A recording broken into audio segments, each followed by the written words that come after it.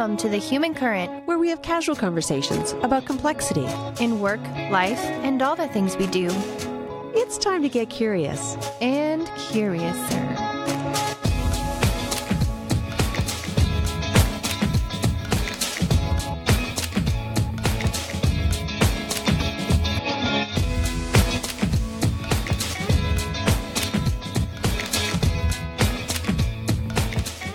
At the 9th International Conference on Complex Systems, and I'm so excited to have Irene Bosch across from me, and you're able to sit and chat for a little while about your presentation here and the work that you're currently doing. Welcome to the Human Current. Thank you very much. A pleasure to be here. Can you start us off with telling us about the work you're currently doing and what makes you passionate? Sure. So my work, it's on tropical diseases.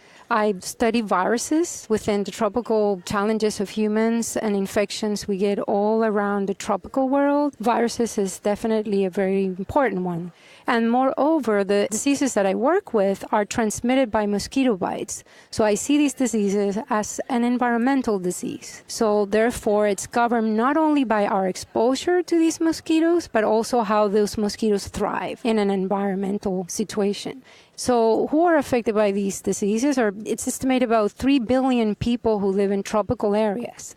And these diseases are approaching more and more the whole global environment because of the travel intensity. And so then USA is not an exempted region, of course, because we do have tropical diseases as well here.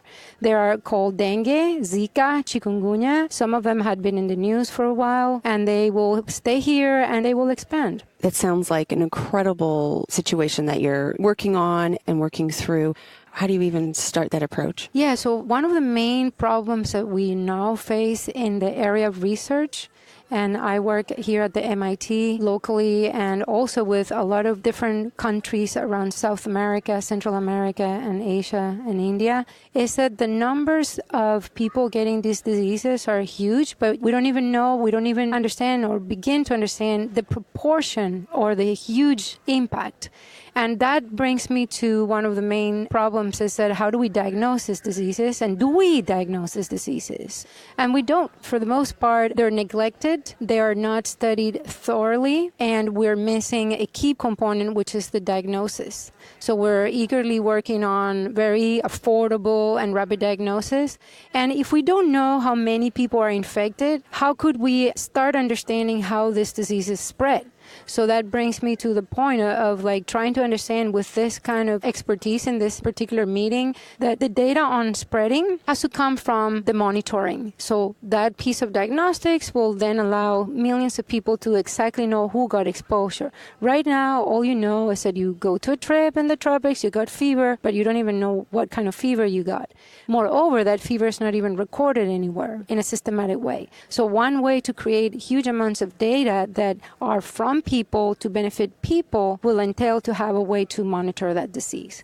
And then on top of that, let's imagine that you take your cell phone and then you populate that data on the fly because you take a picture of a device that tells you you have X, Y, and Z. What do you do with that data? Where does it go? Who manipulates or understands the data for the benefit of the public domain or public health? And that's where environment like this that we talk about in this meeting, it's very important. How do we aggregate that data and how do we understand it? And ultimately, who is going to be benefited are the people who are the stakeholders, the people who suffer these diseases. So we are facing a 21st century problem with tools that are from 100 years ago, and we still die out of a mosquito bite. So that's the kind of challenge that we're posing. It's like, can multidisciplinary experts come to tackle a problem that is a huge global problem, that it would only get worse with time, with different perspectives and different expertise? We could maybe put it all together in a sensible and intelligent way to tackle a public health problem. So far, it hasn't worked, so we have to find ways that we get more people to help us. That's why we're here. So you did a presentation and you spoke about this. Do you feel that it was received and that you have some action steps going forward? Yeah. So the presentation we have is actually the product of a really important collaboration for many years that we have with biostatisticians and mathematicians that allow us to put our data in a sensible way. That with that data, they can either have models and prediction models that will then benefit in the future. So to that end, we've been collaborating with Tufts University and Elena Nomova to do this work. And therefore, we hope that now with solutions like modeling, forecasting, taking into account environmental factors, taking into account movement and land use of humans and how that affects the mosquito populations, we will be able to predict hotspots or even predict when in the year these epidemics will occur. Why? Because then, knowing when, we will be able to deter or intervene in a really early fashion. So yes, the topic is very well received. It seems to be hitting an area of research that is still being explored, and that we hope to all actually use cell phones and real-time data to start quickly populating those numbers so that modelers can now use it in an effective way for prediction models. A really important role that you have. And with 100-year technology and yet the increasing uncertainty and complexities of the world, it feels really daunting. And yet I'm sure there's all kinds of unintended consequences. What would that be? So what happened is that health is not a continuum. Health is distributed in bunches of parts of the world that have really good health and part of the world that don't have much of good health. So one idea is that if we now expose these problems to global understanding, almost like what you would expose or hope to expose in environmental warming, and then we hope that by dispersing data, these problems become of global importance. So right now, there are like parts of the world that do not receive that very important input for solutions and funds. So one of my hopes is that coming to this international community here and interdisciplinary work, we quickly expose these parties in health. And why do we care? Well, because in this meeting, many times we spoke that it's not anymore about fragmented regions. We're facing more like a global environment where humans exist at this time. So that's one of the topics that we've come into conclusions here in this meeting. So how important is it that this work have that interdisciplinary lens and involvement? Very important. That's why, thanks to others different than my own colleagues in the biological sciences, is that we were able to go one step beyond to understand what else can we do. And that's the part in which epidemiology, mathematics, forecasting models comes into giving us light. Of course, we're working in a molecular way or a scale, but in order to have an impact in human health, you will need the other scales. So I think this is where we're at now. We really want to promote the interactions with our data and those who can model and understand our data to make sense of it and be able to be prepared to give humans better health. That's basically the goal. And I think it can be done. I think it could even be business model that no more we should call it sort of a social return. It's just basic, better human existence. So it's a very forward thinking. Please let's not make pockets of social return versus like financial return. This is all about being a better human being. Right, forward thinking and yet so simple, just taking it back to where it needs to be. Yeah, so that's why being in this environment here or being only focused on the biological aspect is not anymore a challenge. It's basically this is how we want to do it. We want to start interacting at a very multidisciplinary way. Mm-hmm. And your work is so important. So thank you for the work that you're doing. Well, thank you. This is great to be here. Yeah, and it doesn't go unrecognized. One human's work and the implications and the ripple out to other humans and being part of that system is... It makes us human. It makes us human, absolutely. Very important work. Your presentation wasn't alone. You didn't go about that alone, and I'm sure you don't go about your own work alone. And so you're here with colleagues? Yes. So I am here with colleagues, and Elena Nomova is around here, I think. and maybe we can grab her because she will be the best one to explain how we understand biological phenomena in a different dimension and have implications of the work that we do together. Yes, I think we should absolutely go and grab her and stick her in the hot seat and have some questions with her. Before we let you go and go find Yelena, can you share with our listeners how they can learn more about your work and how they can find you? Yeah, so I work currently at MIT.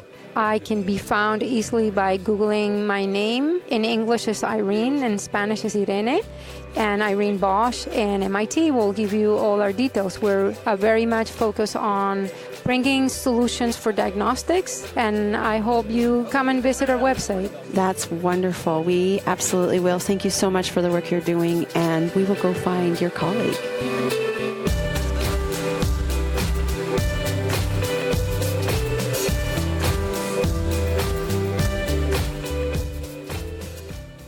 Well, listeners, what a treat. We were able to go and find Irene's colleague, and I know I don't say your name as well as you do, Yelena Naumova. So pretty. Can you say that one more time for our listeners? Yelena Naumova. Thank you. And I just been educated in pronunciation of a Slavic name. Yes, it's tough. Yes, I really appreciate it. Thank you so much. And I'm glad we were able to quickly have you sit in the hot seat and answer some questions. We just had this really rich conversation with Irene, and I understand that you two work together. Before we talk a bit more about that relationship and what your work consists of, can you tell us a little bit about what you do and what you're passionate about? Absolutely. And thank you very much for inviting me for that hot seat conversation.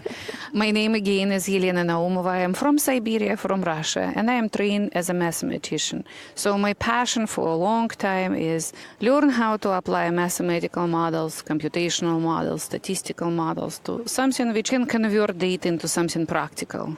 Converting the knowledge we have among fantastic experts in many different disciplines in something which we can action upon.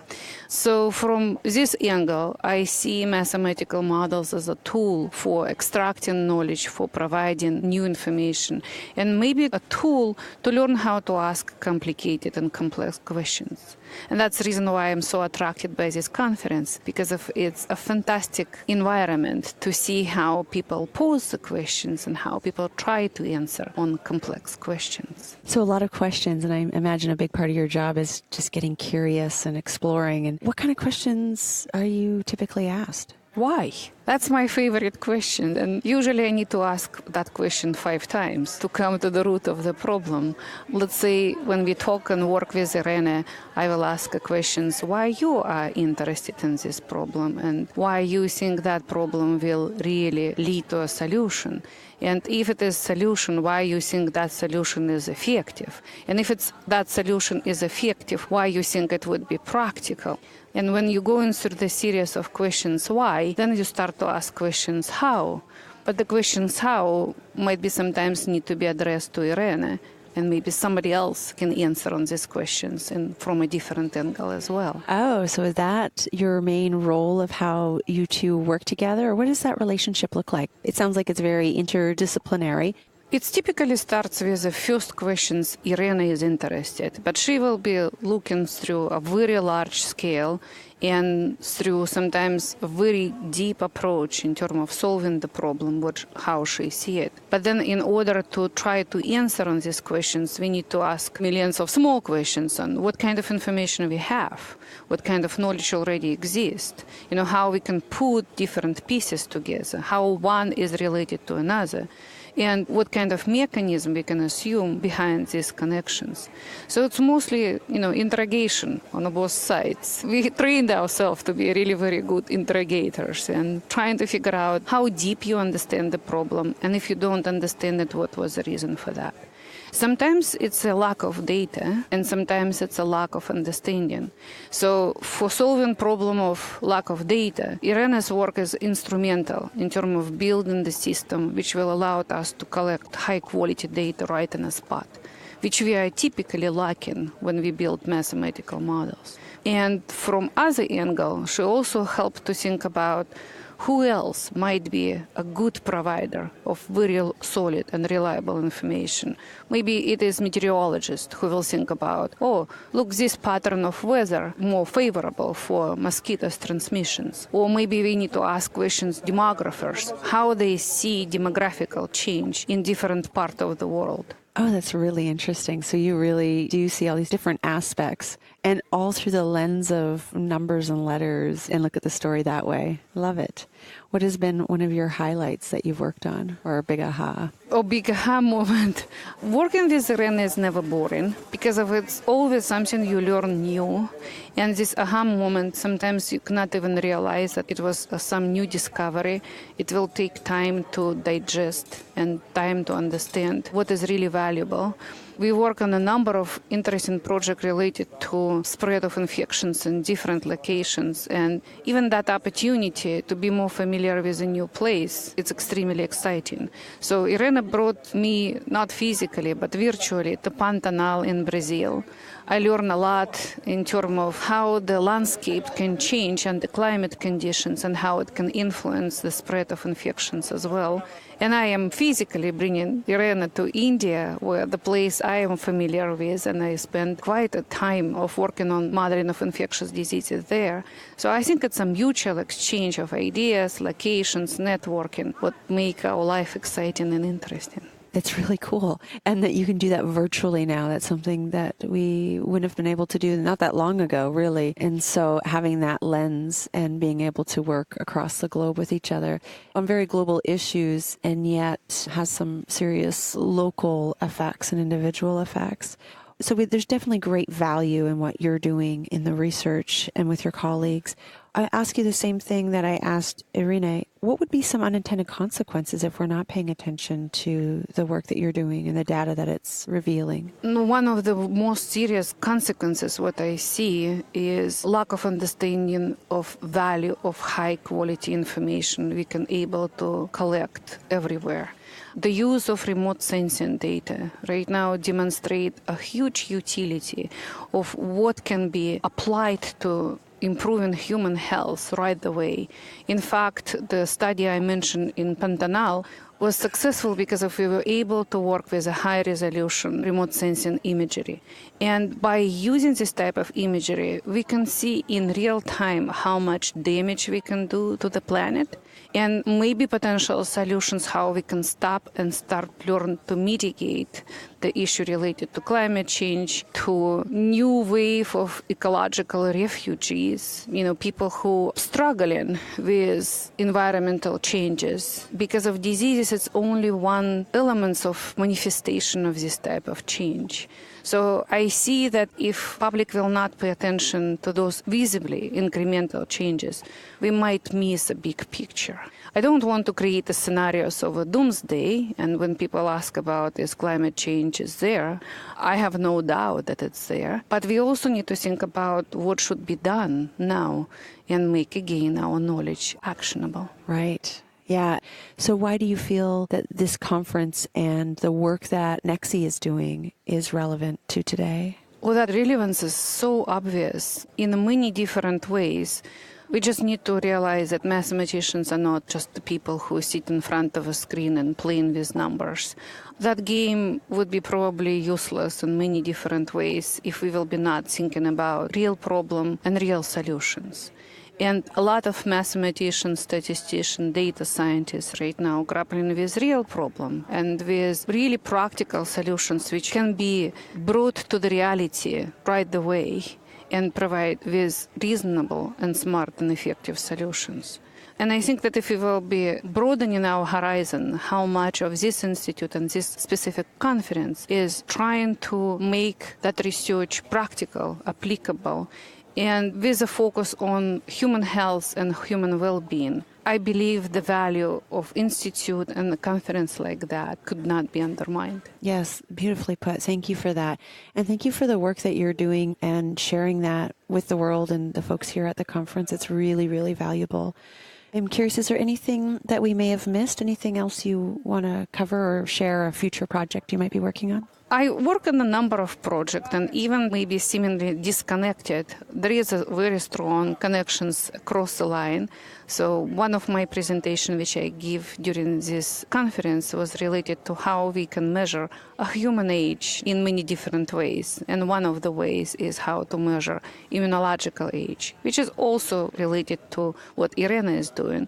It's basically thinking about how our response to infectious disease is making a footprint in our health, and how to using this footprint we can answer on the questions how different parts of our body age as we age chronologically. So it's another very exciting project I'm working on, and I hope that that might be interesting for you as well. Yes, I'm fascinated by that. I'm curious, what do you mean by biological age? Because I already know my age. So what do you mean by that? No, from my childhood, we learn how to answer on these very simple questions. How old are you? And we remind ourselves that with age, we probably tend to come up with different answers. We initially want to be older, and later on we pretend to be younger. Right. So that's probably not an expected outcome. And we constantly remind about our age. People will say, oh, how wonderfully you're looking, you look much younger. But at the same time, we are reminded by the birthday cards and birthday wishes and filling a lot of different type of forms. And now even coming to the doctor's appointment, they will ask you, how old are you? Just for verification purposes. But the question about how old are you can be reviewed from many different ways. Quite often some people will say, look, maybe on my birth certificate, I'm 50 years old, but I feel much, much younger.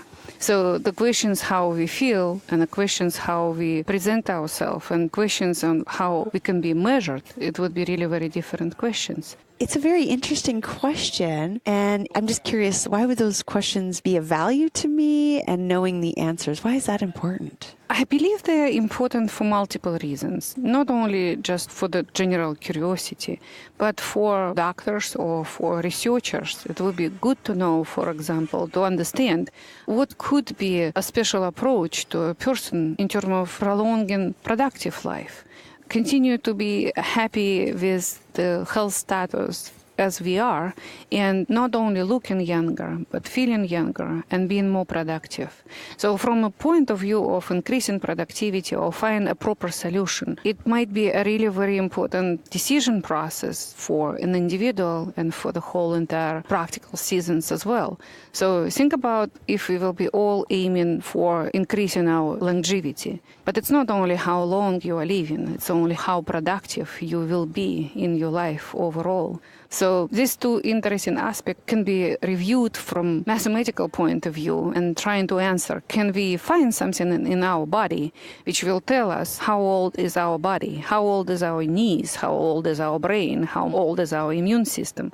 So I'm very curious to know how I can measure the age of immune system. And look like we found an answer.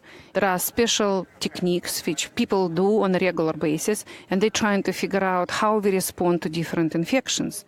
So let's say every year you are bombarded by a whole slew of different infections, influenza included.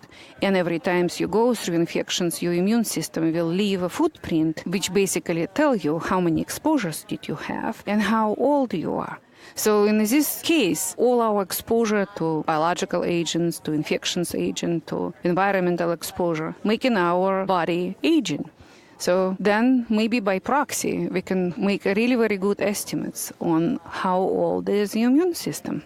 That's really fascinating. And so are you saying that I might have like 50-year-old knees, but a 20-year-old heart? Yes. Wow. Absolutely. And the data clearly demonstrate that, for example, a person who goes through a very severe traumatic experience or treatment related to cancer will respond to infections in a different way than a person without this type of experience. So every single traumatic experience can add a number of ages to our calendar.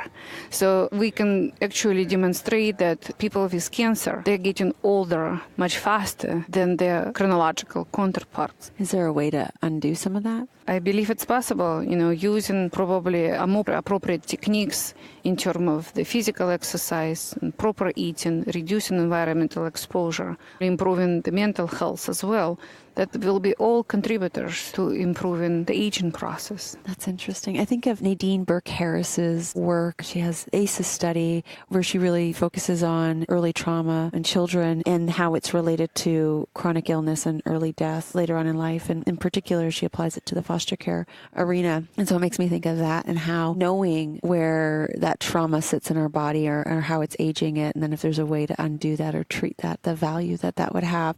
And then also the imprinting in our DNA and passing that down to our children in that role. Do you explore that as well? I think the long-term consequences of any events which happens in early childhood or during our development is a key component of understanding what it means complex system. So every single modeler probably dreaming about trying to uncover and forecast how the system will behave after experiencing this shock or experience the burst or experience unusual behavior. And that's the reason why mathematicians could be extremely productive in this area, because they might adopt processes and models used in different environmental situations or in different areas of research to understand human aging and human population and how we go through traumatic experiences at different stages of our life and how we can still be strong, productive, and moving forward with a positive attitude. Yeah. Wow, that sounds like a really important work that you're doing. And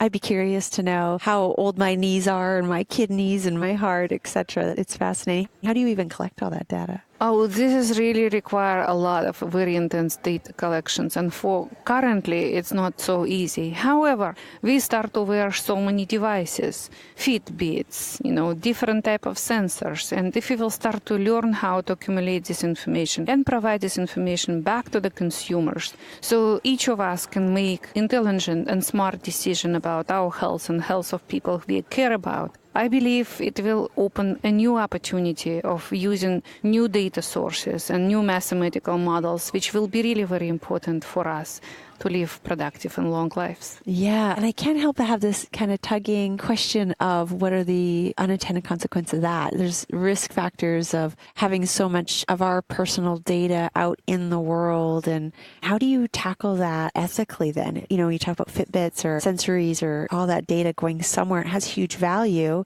And with anything that has value, there's also some risk. So what are some of those risk factors and how do you navigate through that ethically? Oh, I'm very glad that you asked this question. I think it's one of the most important and most serious questions our generation need to answer. Yes, with huge information, with the big data come big responsibilities. And that responsibilities are very often it's ethical decision. It's not only to improve our health and our longevity, but it's also improve our understanding of what it means ethical decision.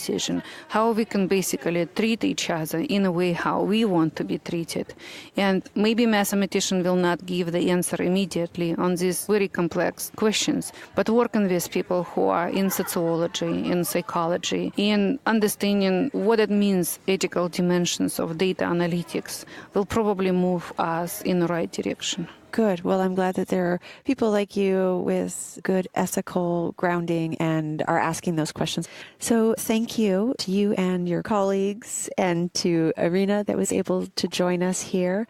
And for our listeners, if they want to reach out to you, how could they find you? I am again Googleable. So you can Google me by name, Yelena, E-L-E-N-A, Naumova, N-A-U-M-O-V-A. And I am at Tufts University nearby. And I'm happy to have any conversation related and unrelated to the topic we described today. Beautiful. We'll be sure to include contact information for our guests in our show notes so they can find you there as well. It has been such a treat to meet you, human to human, and then interesting, fascinating to learn about your work. Thank you so much for being on The Human Current. Thank you very much. Bye-bye.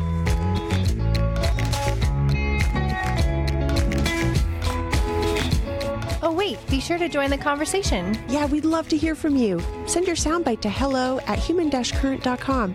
And don't forget to follow us on Twitter @Let's Work Happy. Visit our website, human-current.com, to subscribe to our blog or inquire about being a guest on our show. You can also find us on Facebook and LinkedIn. We'd like to thank Broke for Free for providing some awesome music for our show. Check out more of his music at brokeforfree.com.